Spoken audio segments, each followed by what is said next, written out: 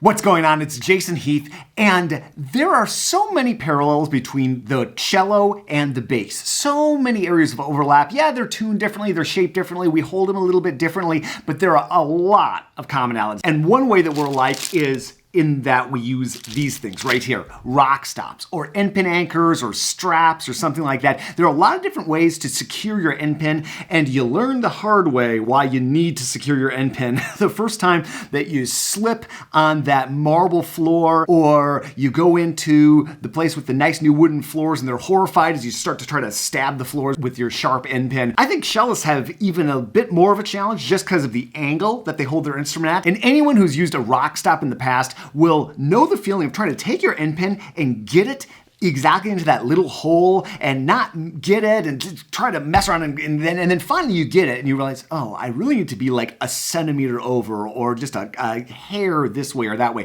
So that's what this product solves. This is the Smart Stop, and it's by Sarah West, who is the inventor of magic rosin. My friend Eric Linus Bagley, who I taught with for years and years, he got me connected with one of these things. So I want to show you what it is, do a quick unboxing of sorts here. So this has a really interesting tacky sort of surface right here. Okay, so this is the real innovation here. All these small holes in the middle, that lets you put your end pin in and move them around, and it's extremely tacky on this side right here, which is cool. You get it here and it's really gonna stick. Wow, that stuck to the table pretty well. A lot of the time bass players want to keep the rubber stopper on their end pin and just put it in here. I'm guessing that that's gonna fit in this thing. So I'm gonna give this a test run, and what I realized is this place that we moved to has carpet everywhere. So I either have to do it on the balcony, in the kitchen, or the bathroom. I think I'll go with the kitchen. Welcome to the kitchen. It was either this or the bathroom because we have carpet everywhere else. But so we've got our Smart Stop right here, and I'm going to demonstrate why there's a good use case for this. And I'll start by showing what bass players often have, which are these little rubber things at the end of the end pin here. This is what's called a Getz style end pin. This works kind of like a mini rock stop, and then you can unscrew it and there is this evil point that will go into the floor. Now, if I do that in the kitchen, I'm going to get divorced probably because that wouldn't be popular. And the same would be true for a lot of wooden floors and that kind of thing. So for many reasons, although we like to put our pen into wood, and I do when I'm subbing with the San Francisco Symphony or playing other gigs where this is accepted, oftentimes this is not accepted at all. Now, this originally came with some treads. There were some little treads, but those wore away right away. And even when they did have them, every once in a while you would like, your bass would pop out, and that's never a good feeling. So this kind of bridges the gap, and I'm going to see, does this fit in the Smart Stop?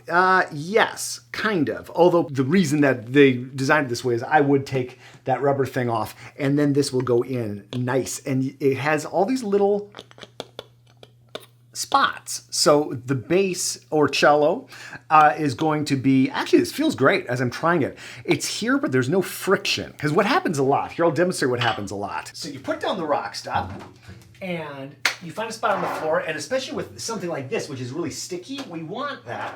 But if we need to move our instrument then, it's glued to the floor and we're stuck. We can't move. So then you have to get down, pick it up, move it over. It's a giant pain in the neck. So while it's great to get you in the general direction of where you want to go, the little adjustments become really hard. So that's where this becomes really cool. I'm going to take off my stopper and I'm going to put this in.